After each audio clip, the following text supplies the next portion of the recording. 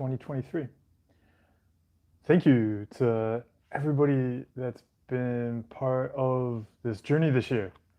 I really appreciate you and the opportunity that we get to explore having a human brain and a human experience together. It, of course, I'm not I'm not into like New Year's resolutions or anything like that. I think every day is a great day to approach it as the first day and the last day of the year. But I really like New Year's too because a lot of people pause for a moment and realize that we're having years, that we're having a life. I think that's useful. Of course, if you're joining Brain Tech Support live for the first time or you're watching this later, we explore the experience of doing the things we want to do in life, growing the skills we want to grow while having all of the human experiences that we can have inside of our heads and around us. And how do we navigate that? The Velociraptor, Kaylee, Saeed, and Winter, hello to all of you. Welcome. I hope, if it's a morning or an evening, your day is going well. Julia, hey, it's great to see you all. And Nick30, hello.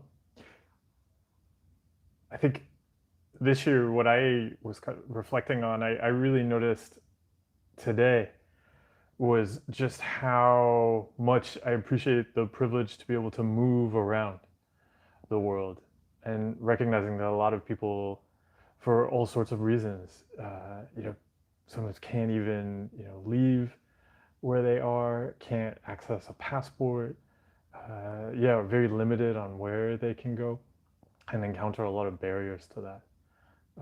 I definitely wish more people didn't encounter so many barriers to moving around, especially when they feel they're not safe where they are.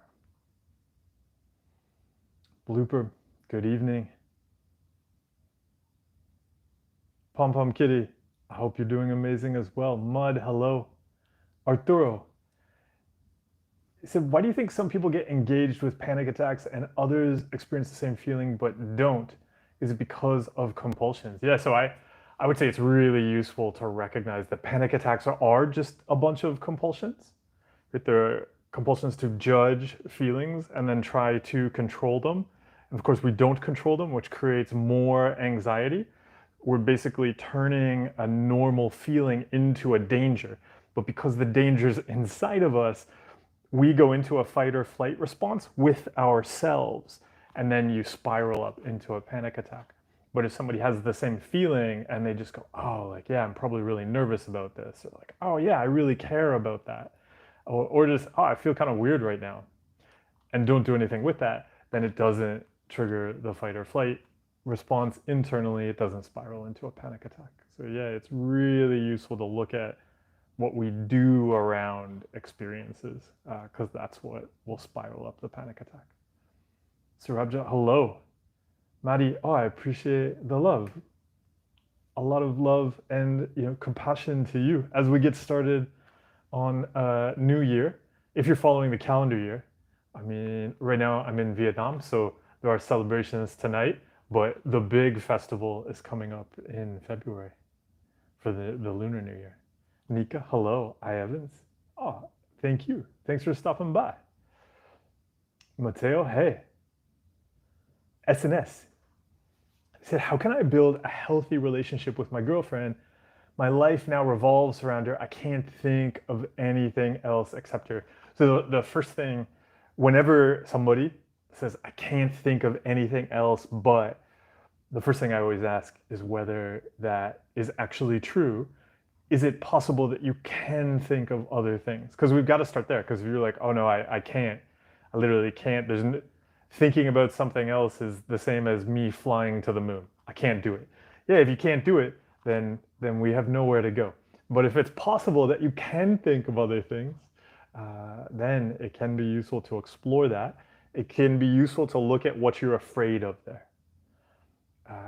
Like if you consider, okay, what are those things that I keep thinking about? What am I checking on there? What am I trying to control?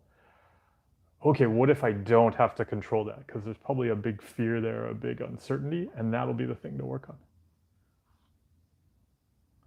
Julia said, do you have any advice on how to practice this curiosity when you feel like you are depersonalizing? Sometimes I'm overwhelmed by intrusive thoughts about how things will get worse, etc. I try not to judge them, but sometimes it's hard.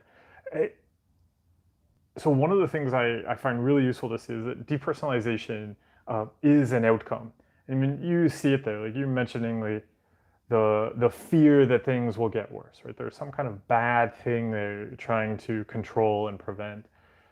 The depersonalization, if we look at it as a natural result of trying to control a bunch of things, particularly when depersonalization comes up, I find it useful to look at what else do you like to get right. There's probably a whole bunch of things that you like to get right or control that seem very normal, that seem totally necessary and totally not a problem to control. But it can help to see that they're just teaching the brain that we've got to have this control. We've got to monitor for wrong feelings because they'll lead to something bad. So the brain, when it's throwing up that depersonalization, it's just doing its job. How did it learn to do that job? And it's around that other stuff where I would start to cut things out. So not necessarily going after the depersonalization. I would look at where else can you practice curiosity where it doesn't seem necessary. It seems like, oh, but I can just fix this right now. I can just get certainty. I can just get a right feeling.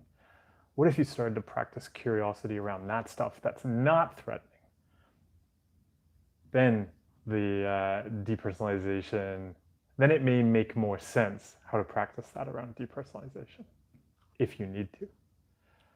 John, thanks for wishing everybody a happy and healthy new year. Oh, Kaylee, you're reading the mind workout right now. I appreciate it. I hope, yeah, you find the exercises useful. I've been talking about this a bunch recently, but since you brought it up, I'll just mention to everybody, you got to do the exercises. The book is not useful unless you do the exercises in the book. Otherwise, it's just like, I mean, you could just read a book about astrophysics or growing orchids. If we're just going to read books, yeah, you could read a book about anything. It's not going to affect mental health. We've got to do the actions and the exercises. So Abjad, thanks for wishing everybody a happy new year. Morish, he said, fear of schizophrenia, causing intense mental symptoms, constant confusion, and issues reading and understanding. Is it possible for OCD to mimic negative symptoms of schizophrenia? It is possible to check for reassurance, which you're doing right now. That checking for reassurance, that checking for certainty, that is going easily can fuel all of the other things that you've already noticed. And I'll point out, you already know that this fear is creating all of these mental symptoms. So yeah, just like we were just talking about with depersonalization, I'd really look at the checking for reassurance and trying to get certainty that you're doing, especially if you didn't see asking that question as the kind of compulsion that fuels the fear. So if there's been a lot of that going on, like checking online, Googling, asking people for reassurance about stuff like that, that's all going to create more stuff so that you can check online to get more reassurance that it's OCD and not schizophrenia. Julia, that's our first skull in the chat for today. Suresha said, I need your help how to navigate through feeling of something wrong, the urge to check, the sense of hypervigilance when we choose to not ruminate. The mental dialogue sucks. Oh, so Suresha, you continue down here. You said, also fear about anxiety. How to strengthen? So I'm not sure exactly what you're asking there. So when you say navigate through a feeling of something wrong, can you give a specific example? And what are you currently doing when you're having that feeling? In winter. I said, isn't fear is what kept us alive in the past? Like when the hunter-gatherer, when going through a jungle and hears the sound in the bushes and they check whether there's a wild animal, that helped them survive. Isn't it the same thing for us now? That we have to actually respond to those fears and uncertainties? What am I missing here? So in winter, I mean, yeah, if you're in the jungle being attacked by wild animals, I hope you survive those wild animal attacks.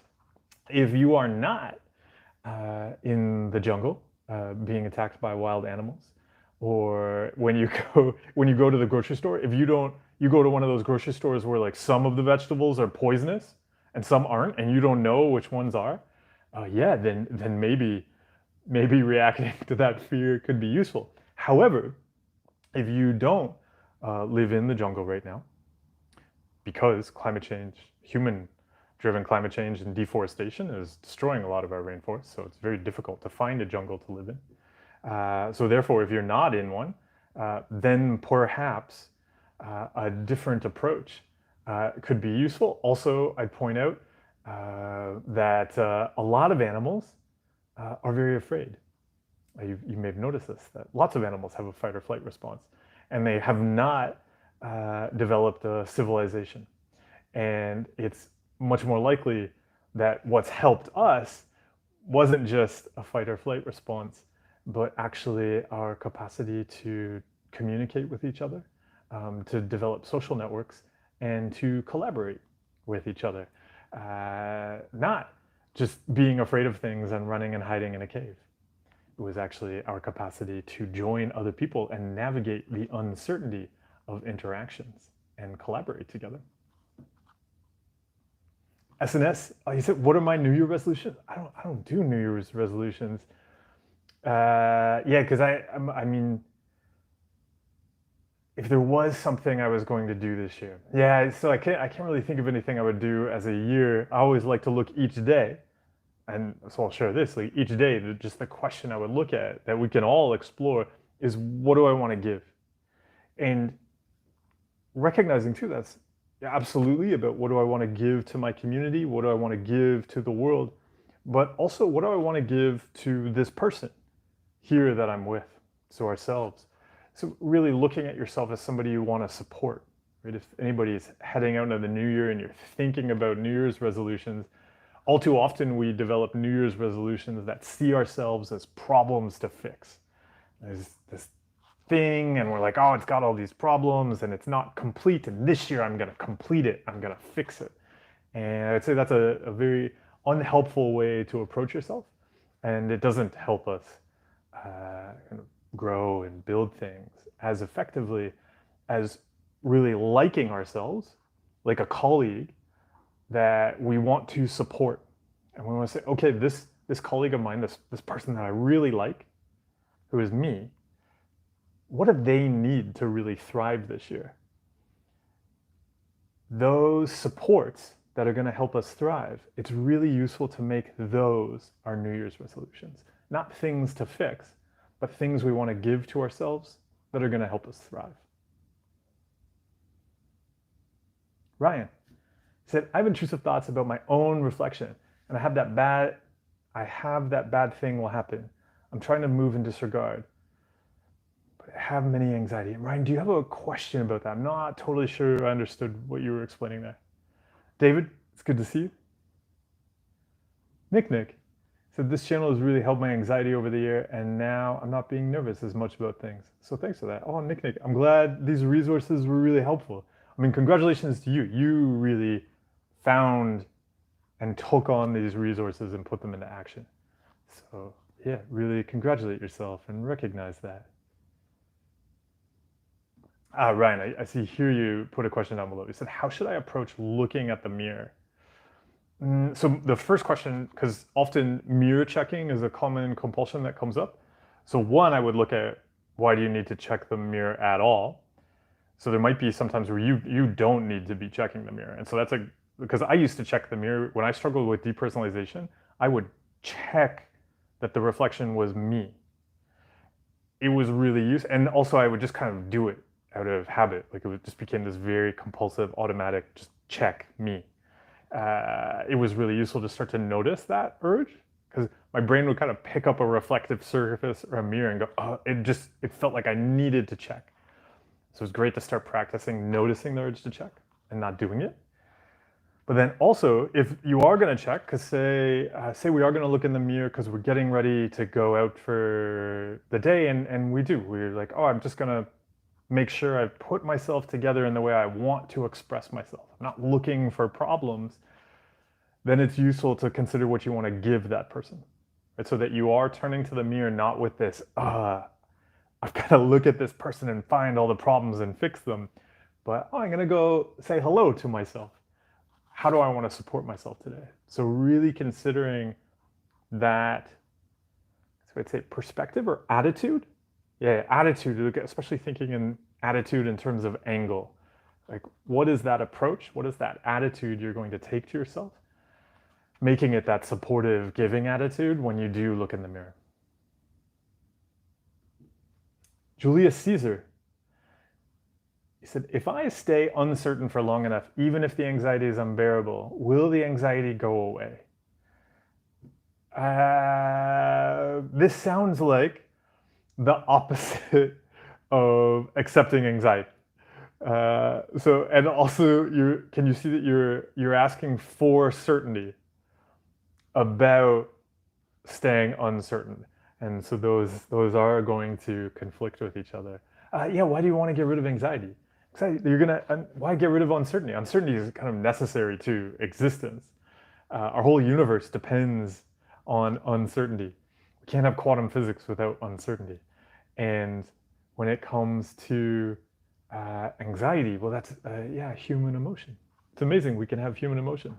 Yeah, what if you don't have to get rid of anxiety? Blooper said, I've been feeling a profound sense of sadness lately, especially after watching a show I like. It's a mix of emotions, a longing for the kind of experiences the characters have in the show. There's this ache of Sonder, realizing the depth and richness of their lives, and I can't help but feel a deep sadness knowing that those experiences might be out of reach for me. It's like glimpsing into a world that feels so vibrant and meaningful, and there's a sense of loss in realizing that these experiences may be something I may never fully have. It's a complex mix of emotions, and it's been weighing on me. When I sit with it, anything I do seems pointless. How do I move forward with this feeling and not being able to enjoy things? So I have a couple of questions there. And so one, it really helped me to see enjoyment as a practice. So there's a bunch of judgments and assumptions you're making there about experiences, and then going, oh, and therefore I can't enjoy things. But I would say none of those things, like if any of those things were in place, that still wouldn't mean enjoyment would happen. It wouldn't be like, oh, okay, you can have all of those experiences and then be like, oh, this is so enjoyable. Enjoyment would still be up to you. And I would say, in fact, when people tend to go, oh, if I had X, Y, Z, Z, for everyone who says it's Z, if I had that, then I'd be able to enjoy things. That never happens. That's just the classic pattern the brain loves, right? It's the same as like, oh, if you got rid of the contamination feeling, then you could leave the house and you could live your life. But of course, it would just come up with another problem to fix. So there's that there. So there's nothing in the way of enjoyment. Also, I look at the meaning you're attaching to these characters' lives, and just recognizing like you're a real person in the real world. You can create things and build things and grow things. I don't know if these characters, I don't know if you said if they, because I think you refer to them as characters. Just reading back through here.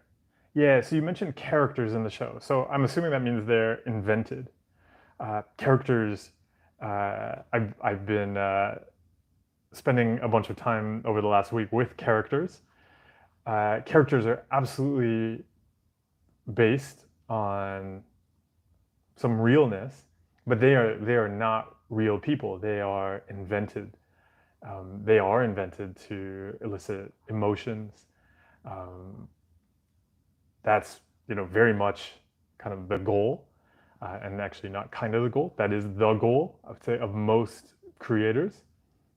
creating characters, and so we can celebrate that, but not start to compare our real lives to those characters. You get to do something incredible that those characters can't. Those characters are locked away. If it was a show or whatever, they're locked away in the world of the show, in a monitor, in a screen. But you can go out into the real world. So don't lose sight of that. Oh, and Kaylee mentioned you've been reading, The Mind Worker. So doing what a rock cannot do has been absolutely eye opener for me. Enjoy that. Enjoy doing all of the human things you can do.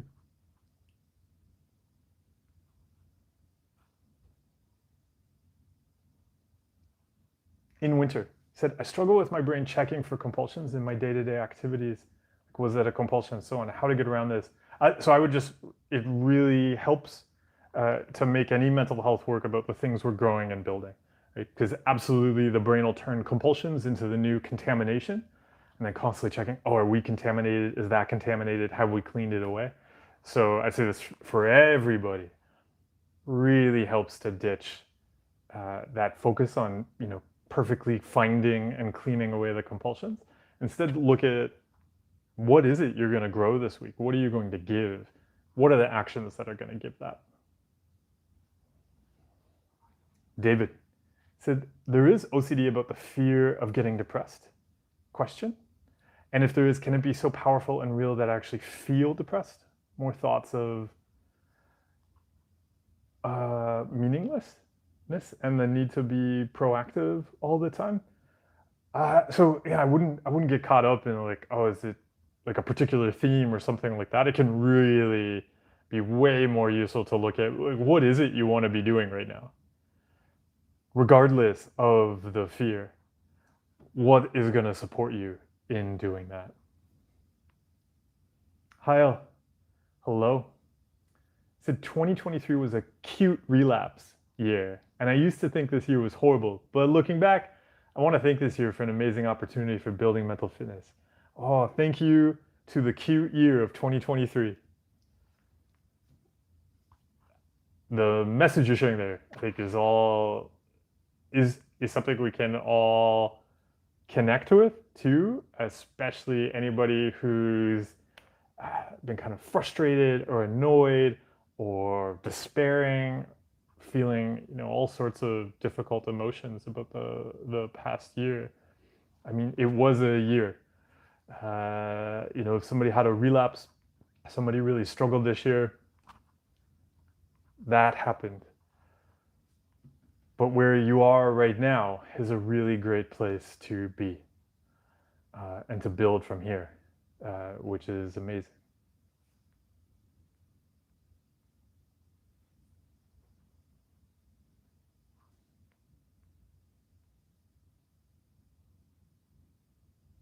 Shresha said, when I don't ruminate, there is the sinking feeling of something wrong. The pull. Yes. That's when compulsive mental dialogue starts, which seems like talking in my favor and go check. Shush, I'm not sure exactly what if you're asking a question there, I don't understand it. John, yes, you pointed out to Julius Caesar, I believe spending time thinking if the anxiety will go away just feeds the anxiety. Absolutely. You can instead spend time doing something else you find important. Anxiety can be there or not. Heil, he said, I want everybody to thank themselves for pushing through and being extremely brave during very difficult emotions, sensations, and thoughts. I thank each and every one of you for being so resilient. Oh, Heil, thanks for sharing that. Absolutely. Everybody, you made it through a challenging year. You made it through a challenging year with a human heart and a human brain. So really congratulate yourself. Really look forward to supporting yourself in the year ahead.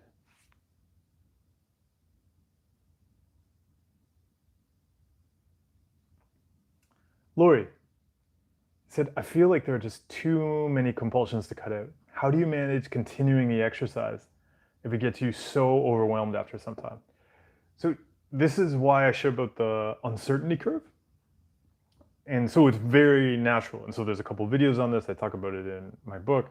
It's just very natural, actually, that even though when we start to cut out a compulsion, we'll often think like that's the extreme, most difficult point. But no, it's going to go up from there. When we notice that it gets overwhelming, that's really useful to start to understand that pattern. And what I'll often share with clients is that that's not some kind of failure or something like that. That helps us understand where supports need to be, so that, say it's 5 days after you start to cut out a compulsion that you just find really overwhelming. So that helps us say, okay, well, what are we going to put in place at 5 days so that you're not going to go do the compulsion, so that you can sit on your hands, or we can move you into a position that's going to set you up better, or you can be ready for whatever the brain is going to pull, because now it's going to throw up something that's going to make you go, oh, this is real, I need to do the compulsion. And you're going to do it and then go, oh, the brain was lying to me. So how do we start to take that knowledge and turn it into supports so you can keep on taking steps forward? Oh, Heil, I appreciate the kind message. And most of all, thank you so much for being this light that you are. You really are so special. Happy 2024 to us all. May this year be our fittest year so far, mentally and physically. Oh, Heil, thank you so much for sharing that. I appreciate the kind words. But thank you also, Rick, for sharing that, for bringing that light into the conversation today, for everybody being part of this community around the world. Seeing support, people sharing comments, whether it's on YouTube, on Instagram, especially on the Mental Fitness Discord server, the support and the skills you share with each other, I find so encouraging to see. It's so special to see. It's so, I don't even have the exact words to describe it. The practice of sharing support and knowledge with others, that peer support that you share, and how you mentioned light there, that really, when so many of you share the journeys you've taken, it really does light up a path for other people to take, to understand that we can build skills here and we can make changes. And so I appreciate so much all of you sharing those journeys with each other as you're working on these skills, as you're helping people who are running into challenges that you've already experienced. Because it's the same reason I started doing this, because you see somebody struggling with something, and in that moment it feels right, it's impossible to change. But when you've already had that experience, it is possible to change, and to leave it behind. And that's so wonderful to share that with others. So I really appreciate how skillfully so many of you are sharing with others, to really, help people see it is possible to make big changes with this stuff that's been in our lives for decades. Yeah. So thank you. Erica, welcome. Sid, can you give some examples of things that you want to give? And so I was mentioning the importance of giving to ourselves. So maybe I'll start there. I think some of them are very practical, because I've noticed as I move around, I will, and this is maybe a great example when I talk about like supporting that person as a colleague, because I'll kind of look at myself and things that I would never expect somebody else to do, I'll often expect myself to do. And if so, say for instance, I was organizing a workshop or something like that, an event for people, I would never say to the people, yeah, you don't need to eat. You can just keep on working and get some food later. I would never say that.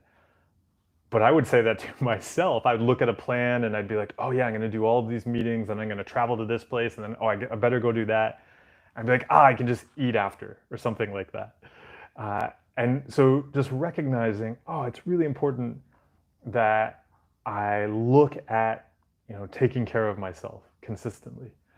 And so even as I move around, I know one of the things I want to give to myself this year more is more access to physical fitness, because there have been a bunch of times where I've spent long periods of times in places where I haven't had access to a gym, and I thought that would be fine, or I was in a place that where it wasn't easy to walk around. I was like, oh, it won't be a big deal, but then I really miss that I can't, walk places, get exercise, things like that. So that's one of the things I'm going to give to myself to support myself.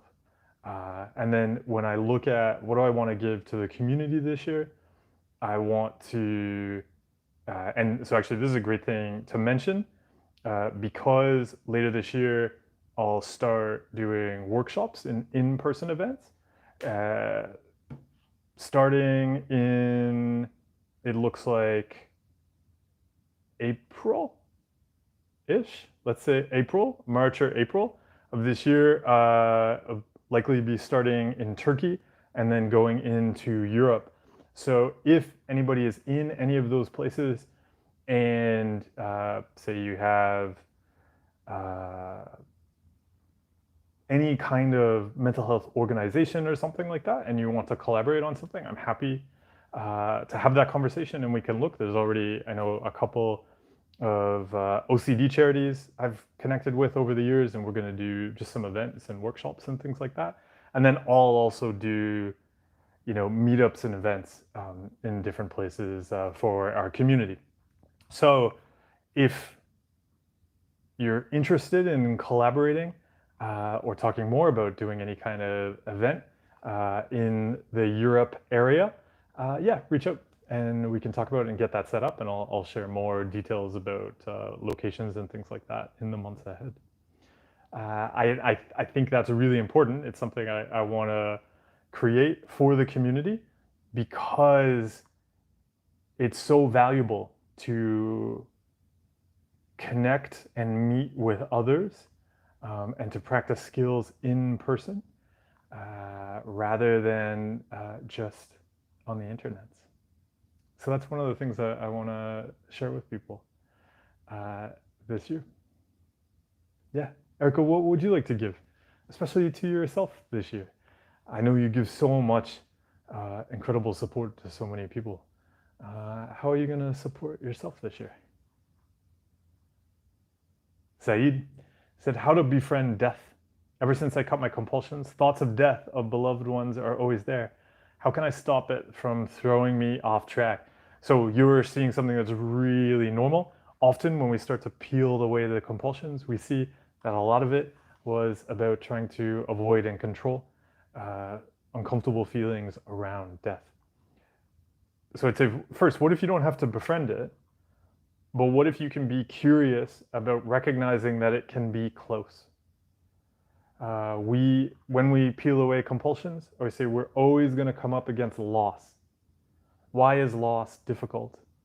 Why does loss hurt? Where do we feel loss? When we touch loss, what do we fear we won't get to have, or will lose, or will miss out on?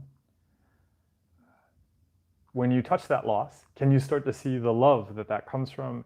And can you start to explore turning that into giving today, especially to loved ones? Of course, we're afraid of loss because we care.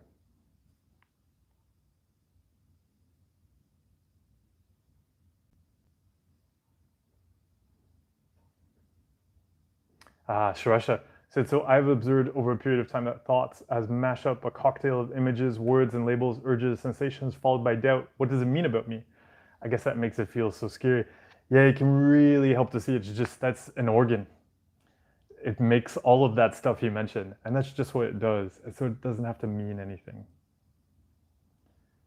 Adela said, I wanted to ask a question. What should I do with fear always being sick and too tired? Because I'm being it so often, and then the intrusive thoughts are getting worse sometimes. So Adela, one of the things I'd look at is how do you want to support yourself in doing those things you want to be doing, but also caring for yourself? Because if we look at health through a lens of fear, like, oh no, I could be sick, we may not necessarily do things that are going to keep us healthy. The analogy I always use with this is the drowning and swimming. Where, like, if you want to avoid drowning, you just stay away from water. But that doesn't mean you're going to learn how to swim. Likewise, we can say, okay, I want to avoid illness. Yeah, and so you can avoid all sorts of things that could cause illness. That doesn't mean you're going to be healthy. So it really helps to look at what is that practice we're going to have in place to take care of ourselves. And then we can trust in that. Of course, the brain is going to throw up fears. And we can say, yeah, brain, you're doing a good job. Brain, it is your job to think about all of the things that could go wrong. And you're doing that. Great, brain. Being an organ. But I'm doing all of the actions to take care of my health. And I'm going to trust in that. Geox said, I have the consciousness OCD. I'm obsessed with my thoughts. Where does it come from? How would I know how to say that? How do words form? Do you have any tips for that? So just one of the key things I'd say is that isn't going to exist on its own. The question I would always ask somebody when they bring that up is, what else do you like to get right? What do you like to get certain? What do you like to check? Because it's just taking a practice we do to get certainty and control, and then it's naturally the brain is extending it to things we can't have certainty about. It helps to look at all of those other things where we teach it to chase certainty, and it's around those other things that I'd start to make changes.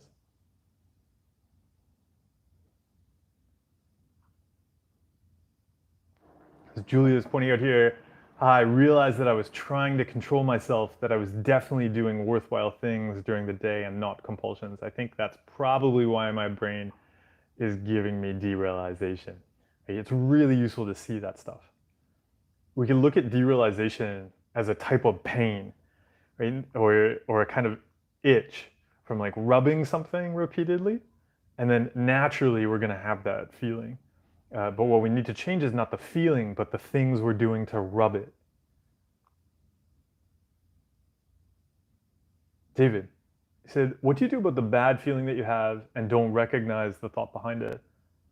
How can I handle the bad feeling? Yeah, so there doesn't need to be a thought behind it, because often all we're doing is fixing a bad thing. Like, that is the thought. I need to fix a bad thing, right? Like, even as you're asking there, how do I handle the bad feeling? Like, that is just the thing on its own. So much of any of this stuff is just, how do I fix and control a bad feeling? Yeah, what if you don't have to?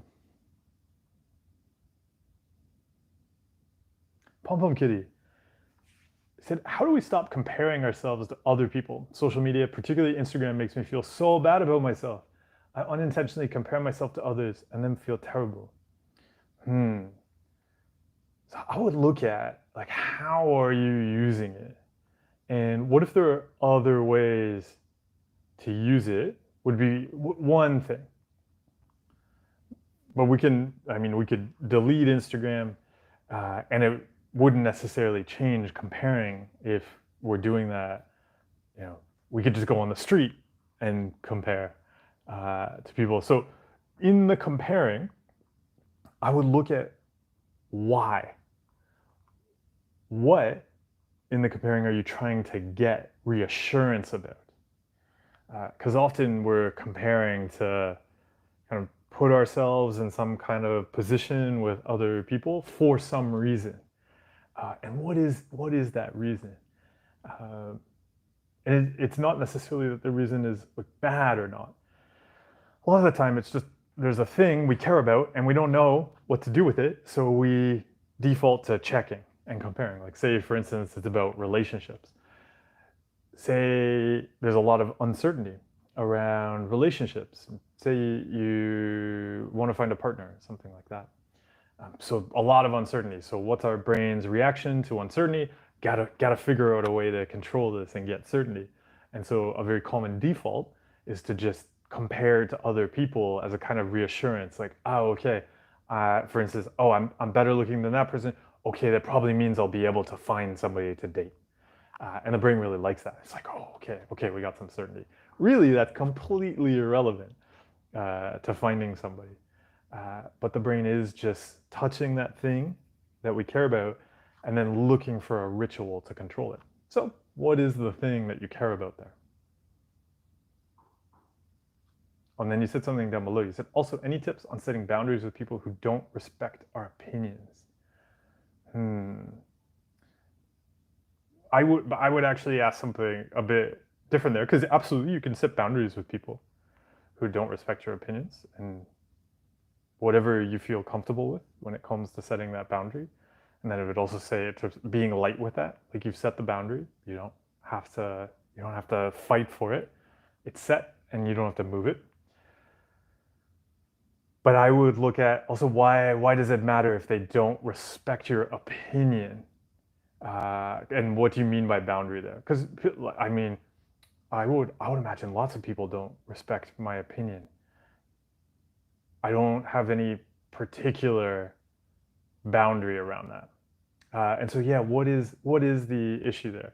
Although I suppose maybe I do have some boundaries I would put in place. Like, definitely if somebody sends me a message because they want to argue or debate something, I'll often tell people, oh, like, this isn't like, I don't know, some kind of chat radio station, and that I'll just block them. Yeah. So yeah, I mean, you can always set boundaries like that. But if there's an issue, because there I'm setting a boundary because I have tons of messages, questions to go through, people working on skills, so I don't really have time to have like philosophical debates. So that's why I do that. Yeah, what is making you feel like you need to set a boundary there?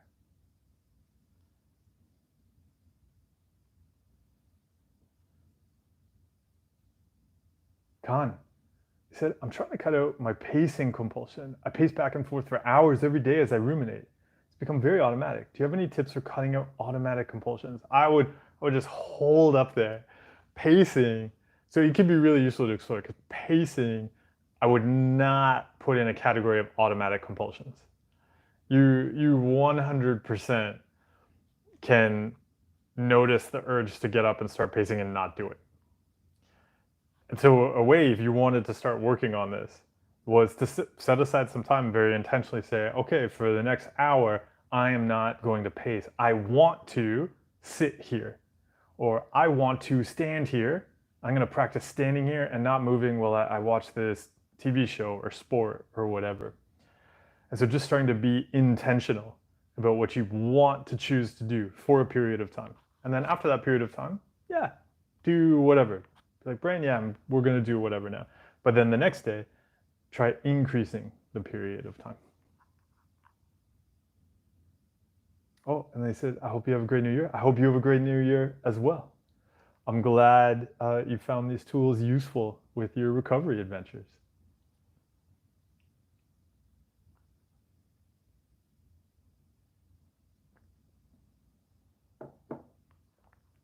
Marlos, hello. Thanks for joining.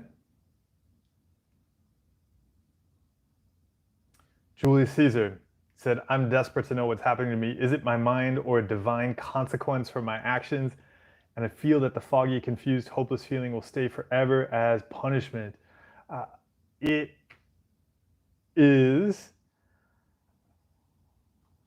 a, how to put this, it is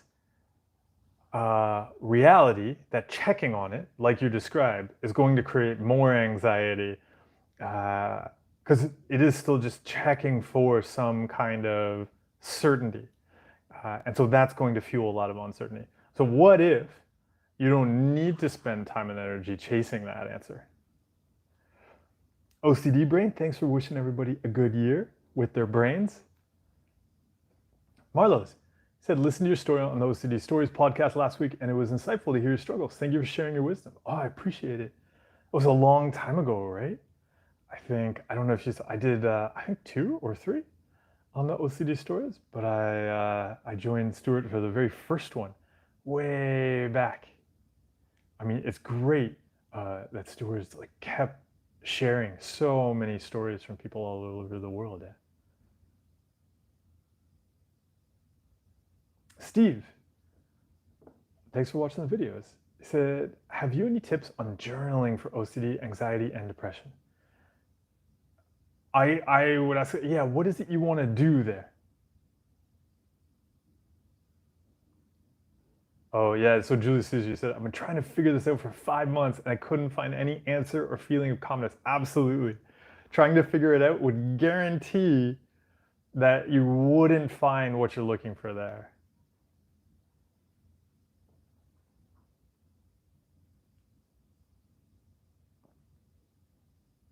Blooper, yes, about enjoying things.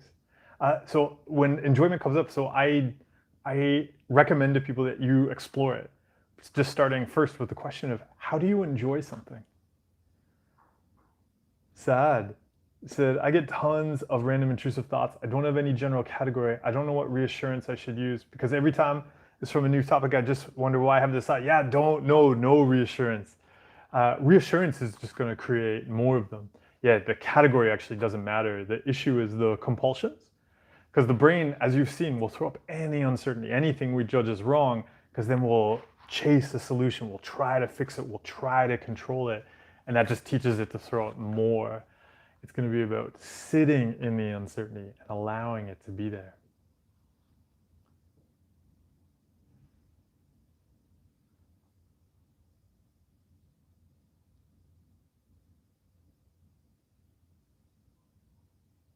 Saeed, you said, I came across a study recently regarding OCD brain chemical imbalances, and then I got stuck in the loop of recovery is not possible without meds.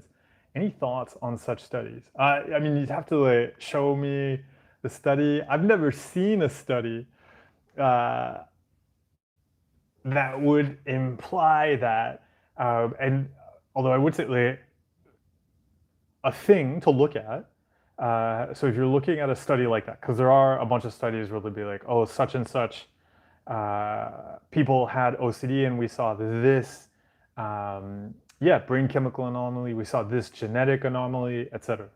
And so, yeah, like the gene studies are a great one too. There's been tons of gene studies, and they often are not replicated. We've had, I don't even know the number, multiple different gene anomalies have been implicated in different studies at different points, and they don't get replicated when you increase the size of the sample size of the people participating.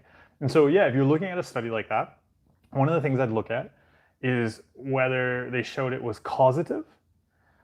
Because absolutely, if somebody's doing something repeatedly, you could look at this for anything. Like if somebody is in a stressful situation repeatedly, like somebody experienced a traumatic situation over and over and over again, we can expect, if you did a study on them, after that repeated traumatic experience, yeah, they're going to have different chemicals in their body just from being like having a stress response constantly.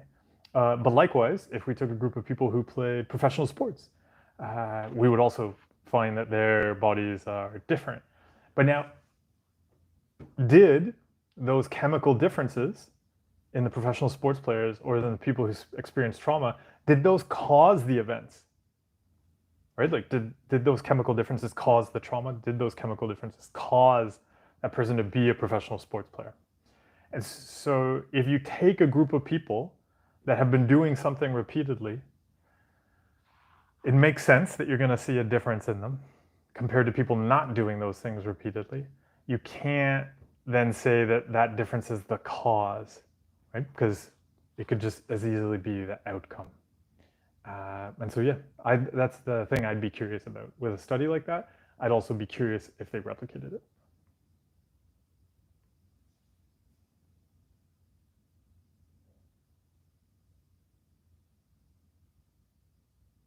Julius Caesar, I think it'd be way more helpful to talk to somebody in your life, uh, connect with a skilled professional, connect with a therapist, talk with your parents.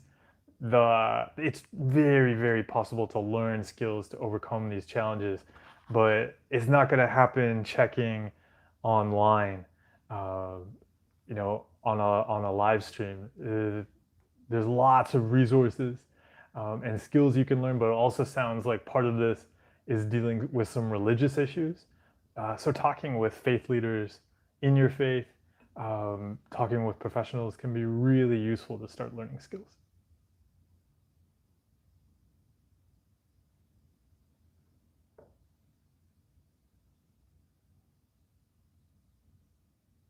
OCD brain.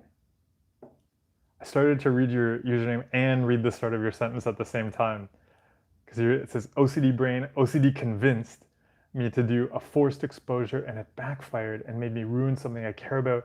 I've been getting thoughts about it ever since. I still think I should do the exposure again. I know it's just a compulsion. The brain is crafty. Be sure to look out for how it tricks you. Yes.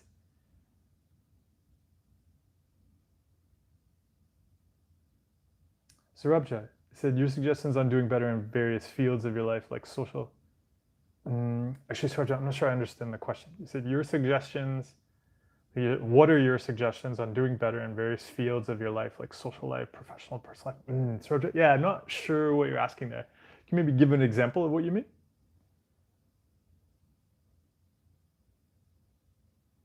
Kaylee said, I developed OCD 2 months ago after the birth of my daughter. It's been tough, but mostly nowadays the thoughts make me chuckle at how bizarre they are. I have no time or desire to question them anymore. Kaylee, that's great. Yeah, you're putting the skills into practice. It's very common that new moms or moms, yeah, I guess I don't mean like new moms like first time mom, but it's very common for moms shortly after giving birth, yeah, to run into challenges with OCD or to notice maybe some things that were there before. They just kind of get heightened, and so yeah, it's great. You're learning skills and putting them into practice.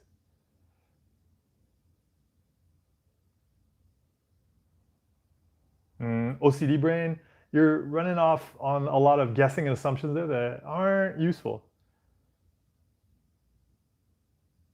Mm, yeah, the kind of making statements like the stress clicked your OCD on. No, there's a lot of research on postpartum OCD and other challenges we can run into. Yeah, not necessary to tell anybody uh, what caused or triggered something. Deb, thanks for stopping by. Happy New Year to you. Wise Souls said, I'm just reading your book and thanks for reading the book. What to do if my intrusive thoughts make me feel that I'm going to do a horrible action? Well, that's a feeling you can have. I would do the things I value. Yeah, so if you've got the book, that's right from the early chapters. That's the whole point of the book. That's even why it's called "You Are Not a Rock," because right, we're often trying to not have feelings, to be rocks, but we can have feelings. So if you're having a feeling, which is actually a very common compulsion, like checking feelings and going, "Oh no, does this mean I feel like doing something bad?" That itself, a really common compulsion. Because instead, it can be useful to see, oh, like you have feelings. That's great. We do the actions that we value doing. So yeah, maybe take some time, identify what those values are, identify those goals that you actually want to work towards, starting with the first chapter in the book, and then enjoy practicing what you value.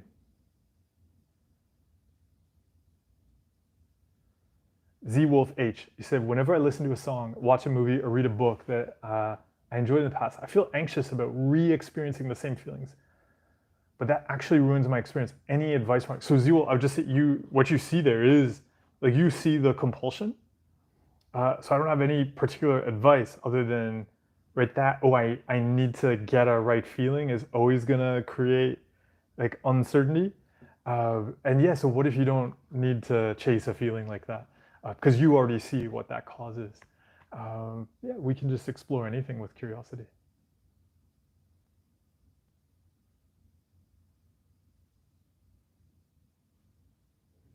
Yeah, OCD brain. I'm just gonna OCD brain. I because I'm not caught up in the chat. So OCD brain. Yeah, can you just put a pause on telling people what to do, please?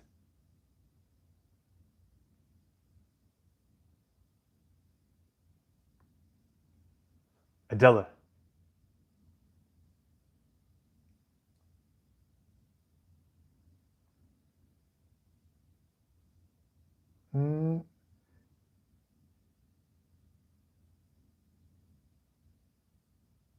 Mm, so yeah, Adela. So even when it comes to the sports, right? The fear of overtraining. So like I was talking earlier about health, like how like having that plan around health. The same with sports.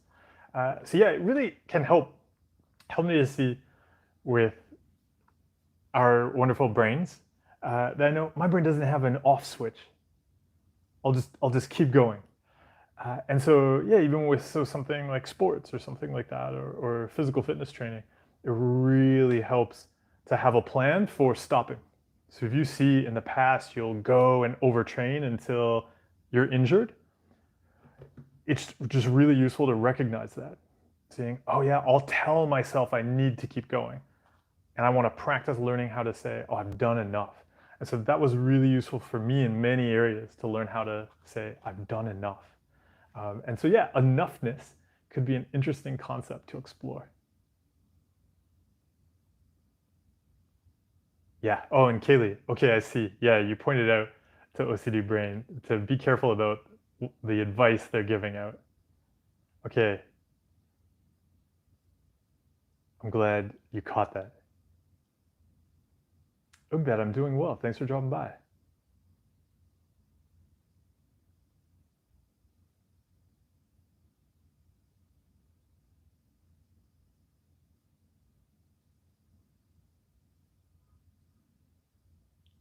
I'm just scrolling up and through and around.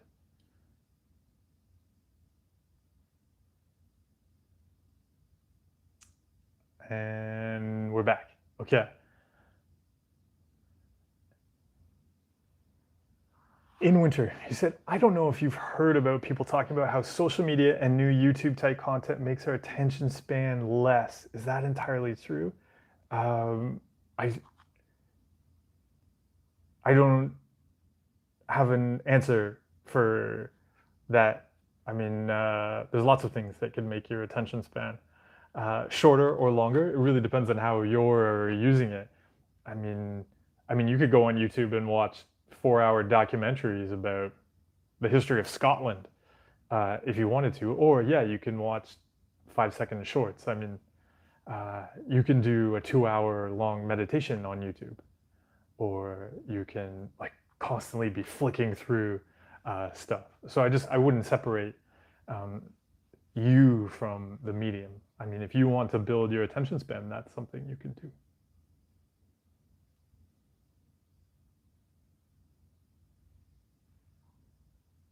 Lookbet said, uh, so how to stop ruminating? My brain throws questions I answer very automatically.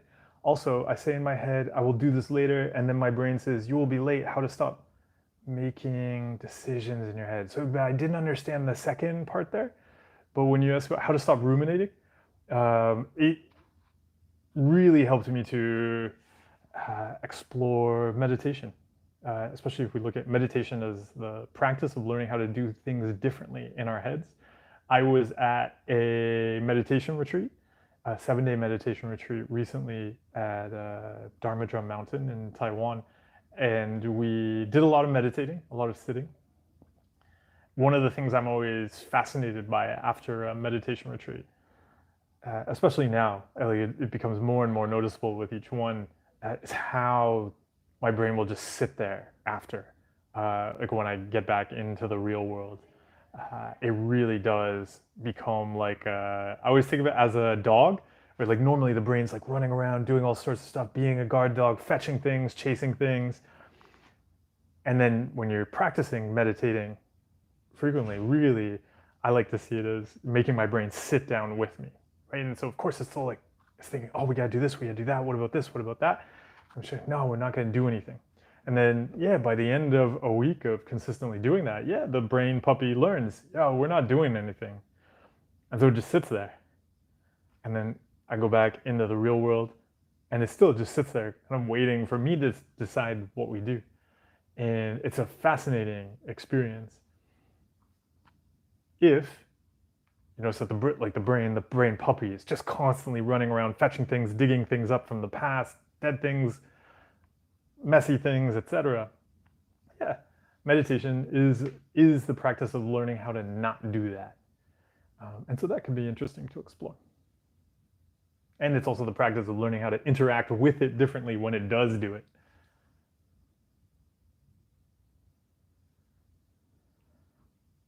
Mud. Yeah, he said, doesn't blocking people exclude them from support if their approach changes? No, it's because there's all of the resources are already available on the internet.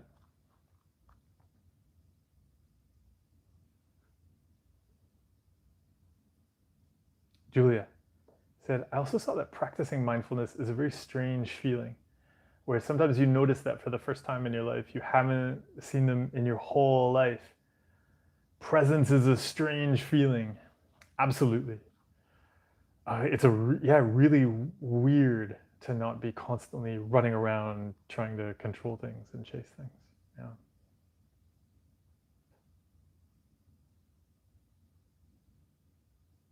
Shresh wished everybody a happy new year. Said we may be progressing with different pace to reach our mental health fitness, and we will. We'll have ups and downs, but we have Mark, but we have each other to find our way back. Yeah, thanks for sharing that, Shresh. And Martina, thank you so much for the donation. See, it's your first super on a live stream. I appreciate it. Thank you for dropping by and sharing that today. It's good to see you.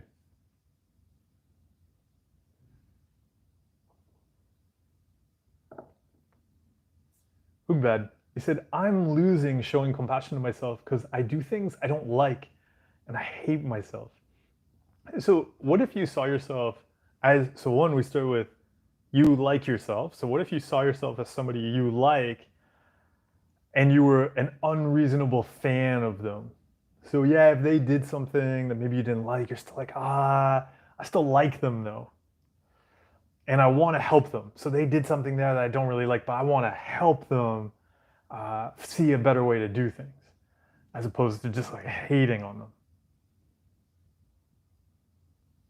Morish said, why is uncertainty so hard to accept for us with OCD?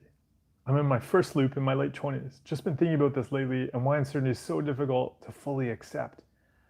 Well, I would say it's really difficult for all humans. People, countries, communities, companies, organizations, the works really struggle with uncertainty and do a lot of unhelpful things around uncertainty. We struggle with it.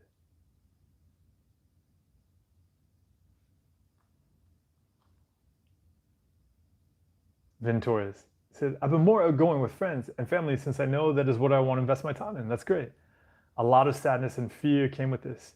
Taking care of little me is lovely and difficult. Any tips? Vin Torres, I would say like you're seeing the big part, which is asking that question, like how can I take care of that little me? Personally, I just found that really helpful. Seeing that smaller version of me there, knowing the things that he really wanted to control or that he was scared of, and just approaching it as me kind of babysitting him. So I want to take him to see scary things and support him in doing that. And so the way I always think of it is like he had a really bad experience on roller coasters, and now today when I'm babysitting him, though, we're going to go to an amusement park, and so I'm going to take him on roller coasters. But I understand why he's afraid of that, or I understand why that's painful as he steps into those experiences. So I'm going to support him. I'm not going to force him to do something. I'm going to support him. I'm going to, be honest about how he's feeling, not pretend like that's not there, and help him navigate that experience.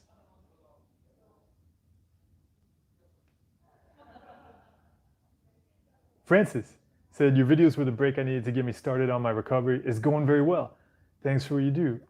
Francis, that's great to hear. I'm really glad. Congratulations to you taking these videos and turning them into real life. Enjoy the steps ahead.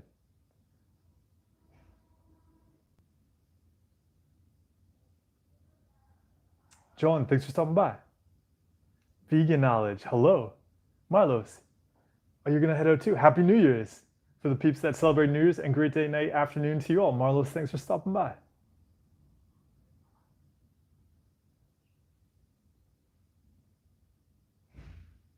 Vegan Knowledge said, it's been tough for me with OCD lately. I always feel really inspired when I listen to your way of explaining things, though. I'm happy I made it to the live. Thank you for coming on. I appreciate it.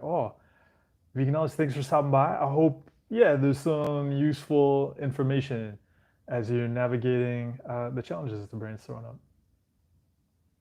Erica said, what's your advice on dealing with perfectionism? I often feel paralyzed because I don't know the right thing to do, or I'm worried about messing it up, so I don't take any action. It's not a fun way to live.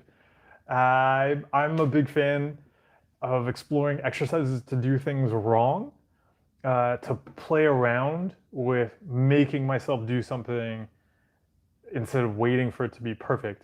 And by making myself, I mean like forcing myself to do something, but setting up fun exercises. So you may have heard me talk about like the ones to like write in wrong places, or to write a blog post on the bus to work is something I used to do. So I would had to finish it by the end of the bus and then upload it. So setting those kind of fun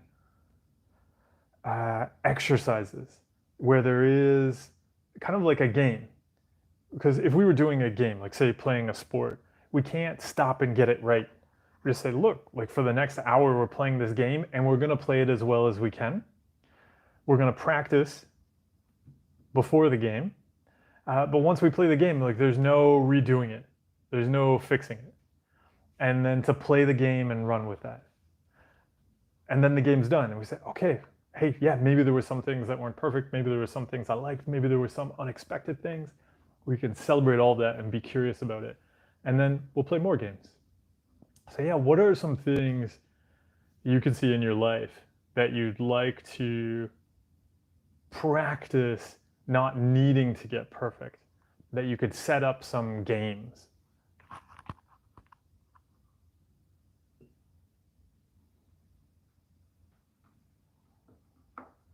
Surabjot, so you said, what I mean with my question I asked earlier is how can I do better in my social life, personal life and spiritual life? And also how can I recover quicker from OCD?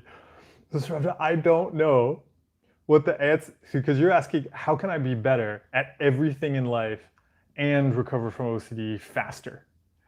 And I'm not gonna have a succinct answer to that. Those could be useful questions to ask yourself, but not in this kind of big, like, I'm gonna solve my personal life, my professional life, my spiritual life, and my mental health today. Instead, what if those were buckets and you didn't have to solve any of them, but you could say, look, this week, I wanna give something to my personal life. I wanna give something to my spiritual life. I wanna give something to my professional life. I wanna give something to taking care of my mental health. So there's four areas, 4 buckets. What are 4 actions you're gonna do this week to take care of those? Because you see, like, those things are important to you, but there's not gonna be like a special tip that's gonna magically improve those.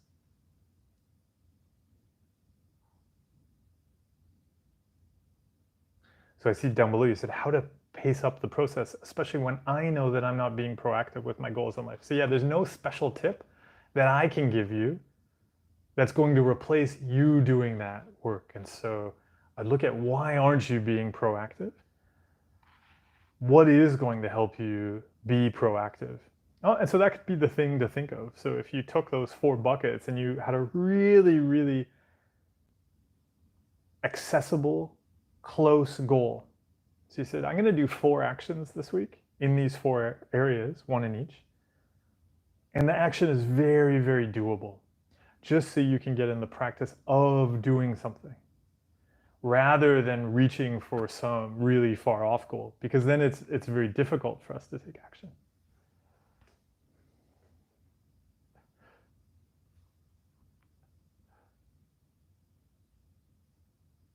Erica, indeed. It's great we get to practice boundary setting on the live stream.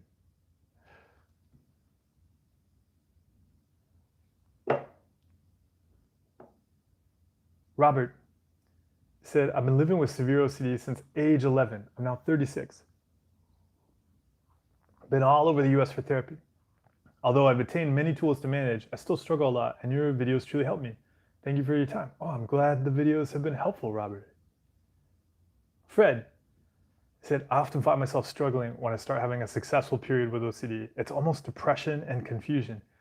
This usually leads to bad periods of OCD. And then Fred, do you have a question about that? Did you just want to share that?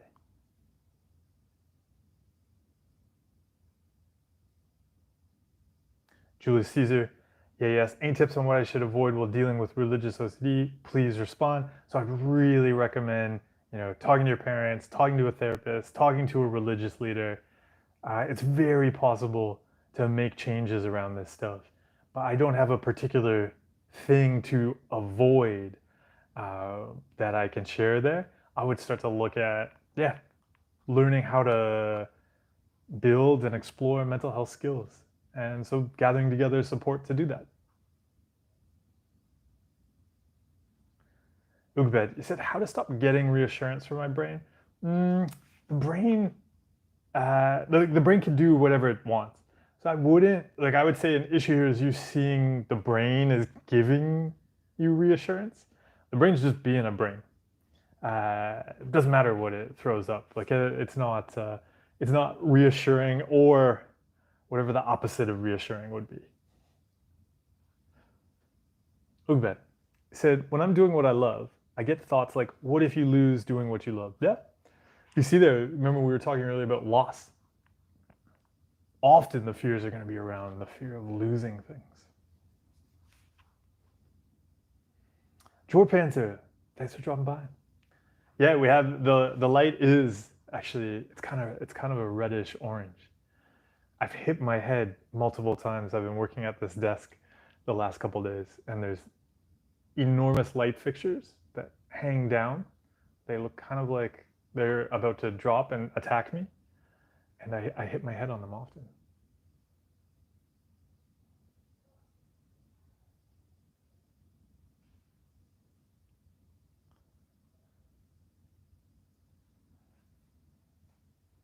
OCD Brain, you said, should I use CBT for thoughts? So CBT is a really broad term.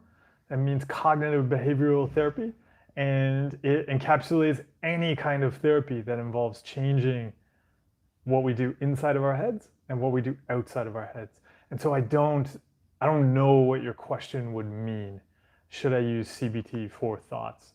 I don't know what specifically what that means, or when you say for thoughts, because I personally I would let thoughts be there, but if currently you're interacting with thoughts and engaging with them, CBT might mean not doing anything with thoughts. Acceptance and commitment therapy is a type of CBT, but there are also many other types of CBT. Some types of CBT would have you arguing with thoughts, and I wouldn't find that useful. I just see that as like spending a lot of time in our heads. Fred, you said, to follow up with my statement earlier, what's the best way to deal with a lack of motivation when OCD starts feeling weaker? Yeah, so this is really common. I describe this in my book, so in You Are Not a Rock or The Mind Workout, as throwing out the old engine and then not having an engine. And this is often one of the reasons why we end up going back to OCD. Because the old engine, our motivation for doing anything, relied on fear. So there was a fear or an uncertainty We're like, I've got to get rid of this. And then we took action to get rid of it. We tried to avoid something. We tried to control something. Our actions were very fueled by fear. So then we start to cut out the compulsions. The thing is, that's wonderful, but now we have no fuel because we're not relying on fear anymore, fear and anxiety to fuel things. So we need to build a new engine. That period of time where we're building a new engine often feels kind of depressing. And the whole time the brain's like, no, just put the old engine back in and we're gonna go like a sports car again. Absolutely. Fear can really propel us. And we've also had a lot of practice using the old engine. Building the new engine will take time because we don't have a lot of practice with it. It's going to be fueled proactively with our values. So we've got to start to choose the direction rather than reactively waiting for fear to tell us where to go. But that does put a responsibility on us. So if you check out the most recent video on my YouTube channel, that is not a live stream or a short, so it's called The Most Terrifying Mental Health Experience. It's actually on this topic. That when we cut out the compulsions, this really terrifying experience is we don't know what to do because we relied so much on fixing and controlling to give us purpose that it feels like we're just sitting there in this car with no engine. But actually, it can be really amazing to start to build a new engine that's made up of parts that we really care about, made up of parts that don't pollute our lives. Right, the old engine really started to pollute our lives. Really, was bad for those around us as well. This new engine can be really great for ourselves and those around us. So, what's going to be part of your new engine? Venturas, thank you so much for the donation. He said, thanks for your service, Mark. Oh, it's an honor. And he said, and anyone behind the screen, step by step, you're helping me, us, and yourself to be ourselves and more at ease. Oh, Venturas, I really appreciate it. Indeed, thank you so much. And yeah, thank you to everybody out there also navigating and making changes. Yeah, thanks for stopping by today and sharing that.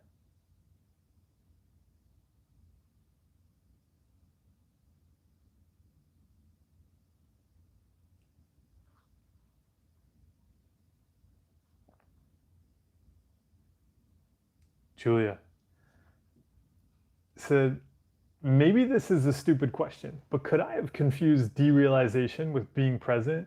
I'm just aware of my surroundings, but I don't feel dizzy, etc. I'm just aware of myself, etc. But I'm still me.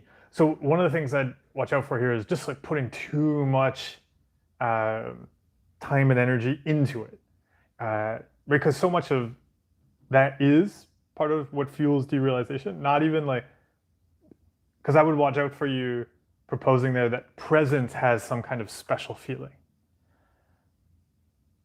A huge issue with derealization, depersonalization, is just the fact that we're judging any experience and putting it in a box, a category. Like, because then we say, oh, this experience isn't right, or this experience is right. So I would say that whole framework of putting feelings into boxes and attaching meaning to them and then reacting to them, that is the bigger and I would say more fundamental challenge, rather than, oh, I've just mixed up the boxes. So I would say the boxes in general, the labeling of experiences and attaching meaning to them, I'd watch out for that. Whatever feeling we're having is the present feeling. So there's no like feeling of presence or derealization or whatever. Those are all the feelings we can have. And we don't have to attach any meaning to them. They can be the feeling we're having right now. And that's okay. It can be here.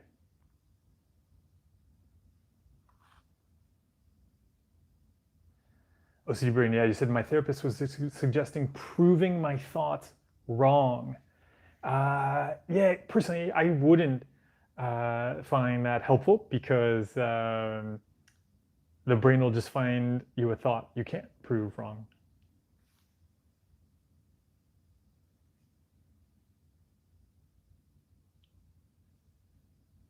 Julius, I would really recommend, yeah, talking to a skilled professional, a parent, etc., who can help you navigate things. Yeah, maybe there are some mental health books that could be useful.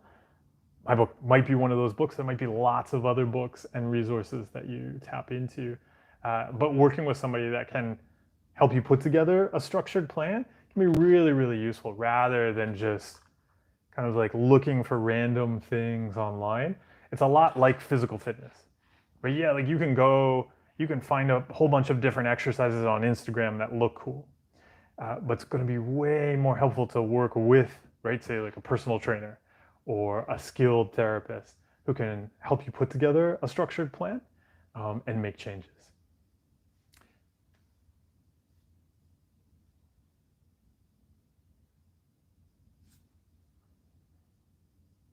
Joy Penzer said, I wanted to ask during the Xmas New Year's period, as everyone is busy with family partners or just having a break from socializing, I find myself obsessing over the experience of feeling lonely. Joy Penzer, I do much better with this than I used to, but I still always judge myself during this period. Like people aren't speaking to you because you're a crap person. Oh, any tips on giving yourself that love instead of always needing it from others? Yeah, how do you want to practice giving yourself that support? And there's a couple things with it. Because say for instance, you know how I talk about being like a colleague to ourselves. So say you're alone with yourself. So it's kind of like you're sitting across the table from yourself. Imagine if you were sitting with somebody, but instead of spending time with them, you're checking what other people are doing. Or all you talk about with them is what other people are doing. That person across from you is not going to feel very valuable because you're with you. All you're doing is talking about other people, checking what other people are doing, implying that, oh, this isn't good enough. So I'd look at that. So there is, how do you want to support yourself? How do you want to enjoy having a great time with yourself? But also, yeah, looking at the actions. Like, so what do the actions say? What actions would show yourself that you'd like to be with yourself? Have a good start to the new year, a good like holiday season.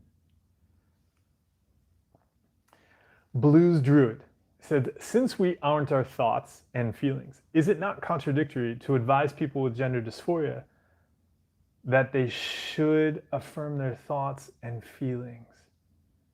This seems counterintuitive.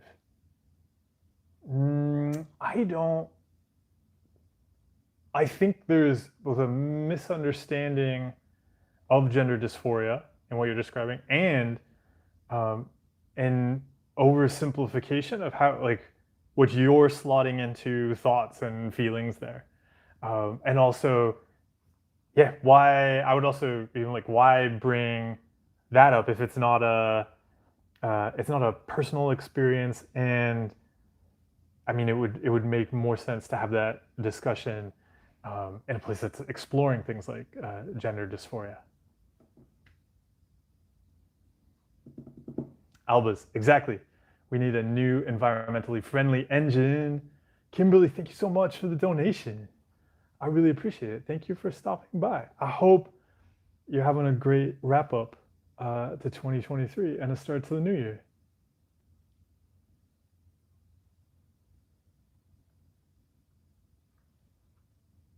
Vessel, you just came to say hi. Well, hello to you. Fred, yes, thank you for your answer. I actually didn't watch your newest video because the name of it scared me. I'll have to give it a watch. Yes, the most terrifying mental health experience is about the experience you were describing. Blooper 785 said, am I going out for New Year's Eve celebrations? I'm not planning on it. I'm going to do this, and then I'm going to go to bed, and then I'm going to wake up early. I have a bunch of things I want to do tomorrow, so I'm going to get moving along with those. Mike, thanks for stopping by. Thank you for the donation. He said, just running and experiencing discomfort and saw your live chat. He said, "You're saving lives. A million thanks." Oh, Mike, I really appreciate it. I hope you have a great run. Enjoy, enjoy giving a hug to the uncomfortable feelings. Thank you for stopping by.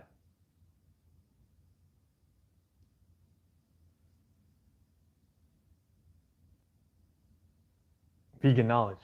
He said, "Could you explain why my brain is now making connections with OCD, like really stretching anything it can to make a fear for me? Like everything I look at, touch, like it makes me isolated and avoiding." Well, so I won't have an explanation as to why the brain is making connections, because I would the brain just makes connections like that. The brain's out connecting random things, like that's what the brain does. Like I wouldn't find that as strange or kind of needing an explanation, because also if we like try to attach meaning to that, it just create a lot of frustration and more uncertainty for us. But I see you mentioned there the isolating and avoiding. So that kind of stuff. Anytime we're avoiding the things we want to be doing in life, that's where we see the compulsions are very present. And right, that they're very physical, external compulsions. It's not about the connections the brain is making. It's about us avoiding things. And then the more we avoid those things, the more we're going to have intrusive thoughts and anxiety and things like that that we're going to avoid and control. So I would start to look at what are those things you'd like to be doing. Could you do those things while welcoming any kind of connection the brain wants to make? That it's welcome to do that. It's going to connect all sorts of things together. But it can do that while you give the things and do the things you want to do.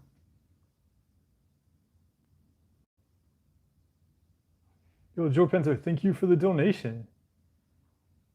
And the mic drop animation. I appreciate it. Thanks for stopping by. Thanks for dropping by our community chat on during the Christmas, New Year time of year. I appreciate it. It's good to see you. Saeed, thank you. I hope you have an awesome New Year ahead with sunflowers. Vessel said, "I live in a small town where there's nothing to do, not even a supermarket. And I feel I can't do the things I want to do here, yet I feel I should be able to be happy here. On one hand, I want to change the system around me and move to a place where I can do the things I value more easier. But on the other hand, I don't know if it's just one big compulsion. Any tips?" Hey, so Vessel, one exercise you can do that I really like, actually, when I do the events coming up in Europe. And also, again, anybody, I'm going to start doing workshops and events in Europe starting this spring through the summer. One of the things we're going to explore at a bunch of them is the garden exercise. The garden exercise is to look at yourself as a garden and to consider the things you need to thrive. Part of the garden exercise is also to look at how to enhance the environment, how to change the environment, how to add fertilizer, right, to our gardens. If there's something we want to grow and the current location of our garden doesn't support that, we've either got to add something into the garden that makes it possible, or we might have to change the location of the garden. And that's totally understandable and totally a thing we can do if it's accessible to us. It helps to first look, though, at what we want to grow, because then we can see very purposely, hey, I can't grow the things I want to grow in the current location of my garden. So I am going to move it, but I'm specifically moving it so I can grow the things I want to grow. So we don't just randomly move the garden, and we're not just moving the garden because we don't like the current place. We're moving it to the better place where we can do the things we want to do. So first, yeah, what is it you want to grow? It can be fun to draw that out, and then to look at, okay, if these are the things I want to grow, what do I need to have in place to grow that?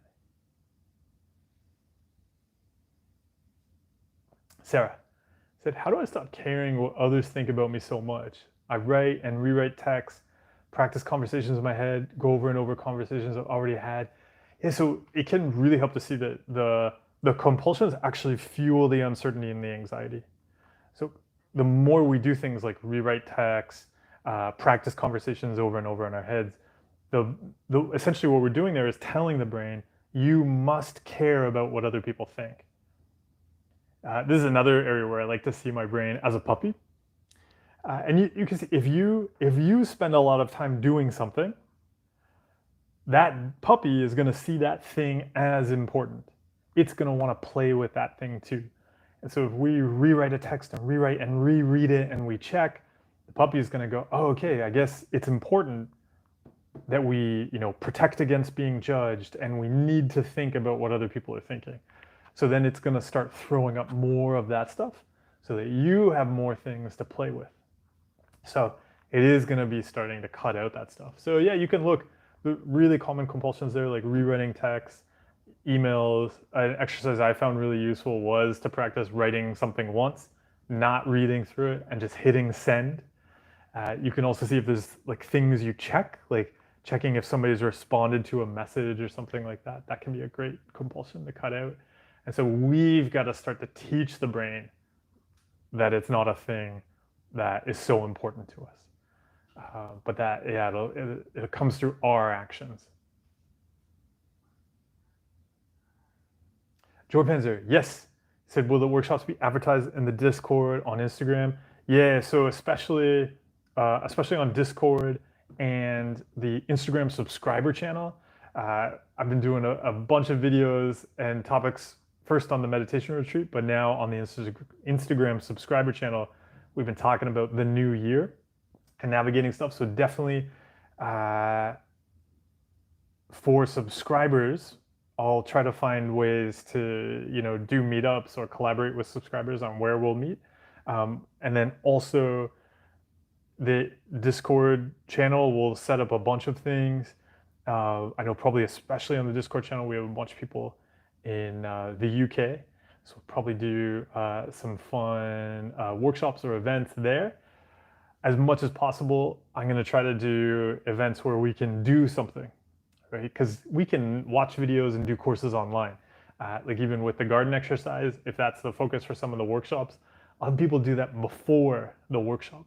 So that when we get together, it's not so much a workshop, but we'll actually go and do activities.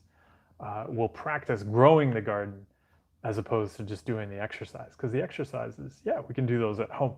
When we get together, we can practice very human skills. Ugbad, will the workshop videos be available on YouTube? No, we'll probably do some live streams. Like I'll try to do some live streams there, but yeah, these events will be much more about people kind of getting together and having experiences and things like that.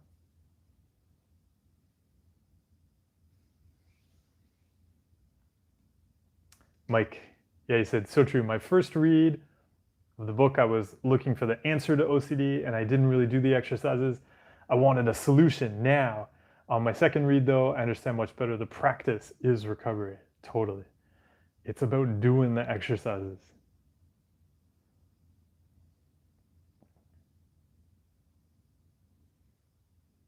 Yeah, Sarah, so even, yeah, it can help. It doesn't, you mentioned a lot of this is with people I barely know. So yeah, it can help see. It's not about whether we know somebody or not. The brain just wants to do the compulsions. So just notice myself doing these things. Yeah, but you can also prevent them. So as you explore them, look at how you can sit down and really set an intention and say, okay, I'm going to sit down. I'm going to write a message now, and I'm not going to reread it, for example. Or noticing the urge to check your phone. You don't have to start checking it and then cut out the compulsion. You can notice the urge, go, oh, wow, my brain really wants to check the phone, to check a message from that person. I don't have to do that. Kevin said, how do you accept your feelings while doing the things you want? I still go out and do things, but I notice I always look for feelings like lightheadedness and nervousness, which then brings that out. Yeah, so the question I would ask there is, why don't you want to have those? What are you trying to prevent by controlling lightheadedness? And that might show you some of the things to work on. Because if you're still like, ooh, I don't want to have that, and there's a goal around that, like, ooh, I can't have lightheadedness because I need to prevent ABC, whatever ABC is, as long as that's your goal to prevent it, the brain is going to keep on automatically checking because it's just trying to do its job. It just goes, oh, you want to protect against this? Okay, I will check for it. Oh, vegan knowledge, your phone had to recharge. I'm glad you recharged your phone. Technology, it is magic. Oh, Kevin, Happy New Year to you. Thank you so much for the donation. I really appreciate it. You said, I'm always on the lookout for these feelings. Is that a compulsion itself? Yes. And so, as I was just explaining there, why prevent those feelings? What are the consequences it would lead to? Because that'd be the thing I'd look at the most. Those consequences then show us kind of potentially other areas to work on. So even like Sarah, you were talking about like other people. So judgment from other people. Often, if we're trying to avoid judgment from other people, the brain then is going to think of all of the things we could be judged for. And then that's why we might do a whole bunch of compulsions around messages or how we look or are other people looking at us or did I say something wrong last night? The brain is just doing its job because it goes, oh, well, you are afraid of being alone and don't want people to judge you. So I'm just thinking of all the different ways people could judge you.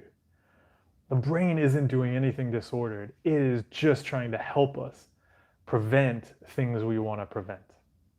Yeah, it's actually a really amazing organ. It just does its job too well.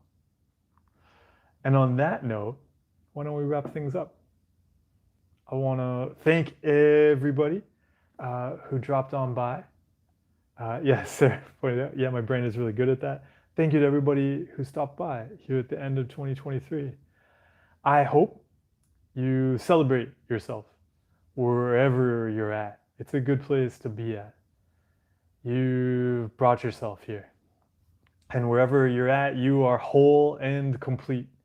And this year or tomorrow, however you approach it, you can take care of yourself and help yourself thrive. And that's all we have to do there. We're not some problem to fix. We don't have to see ourselves as like, oh, this is the year I'm going to fix up me. No, you're whole and complete. So enjoy being whole and complete. Yeah, Vessel said that. Happy New Year to everybody. Happy end of year to everybody. Ono, it's a good day. Tona from Mexico, thanks for dropping by. Yeah, everybody have a wonderful day, a good weekend, and enjoy giving. Thank you so much to everybody who shared questions, who shared stuff from your brains today. Thank you everybody who shared a donation. I really appreciate that. And it helps, continue this work. So thank you. All right, everybody. I've really appreciated adventuring with you this year. I look forward to adventuring with you next year. And I'll see you next year. All right, thank you, everybody.